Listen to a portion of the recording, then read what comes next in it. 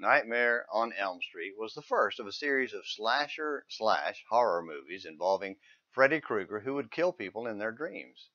I've never seen it for a lot of reasons, including the simple fact I'm just not a fan of horror movies. Maybe that's why I don't have nightmares. But it was quite an event, though, when it first came out 35 years ago. Did you know that the first record of a nightmare, at least in biblical history, was Abraham's dream? It was a big event 4,000 years ago.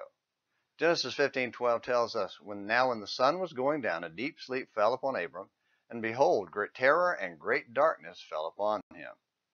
In Genesis 15:13, God told Abraham, know for certain that your descendants will be strangers in a land that is not theirs, where they will be enslaved and oppressed 400 years.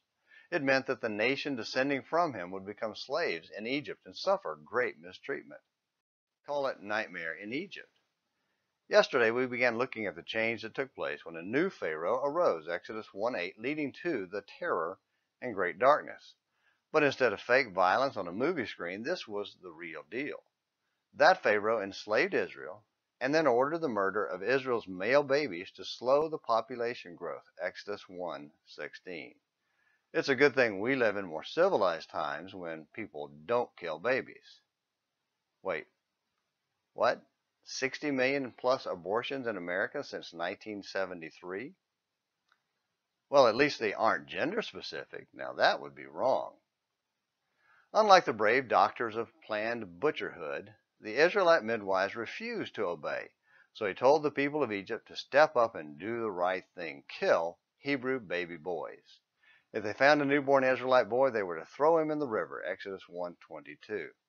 I wonder if they called them unviable tissue masses.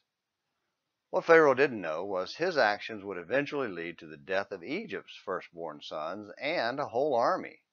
Nor did he know this was a shadow of the sacrifice of God's own Son for the sins of the world. 100 years later, God sent Moses to turn the nightmare back on Egypt and punish Egypt with the death of their sons before leading God's people, his firstborn son Israel, out of bitter slavery, Exodus 4:22-23.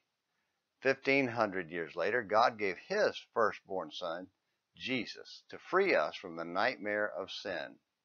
Are you free in Christ or a slave of sin? If you're a slave, why? Keep coming back for more Morning Minutes in the Bible for encouragement to be free. Until tomorrow, this is James McClenny hoping you have a great day.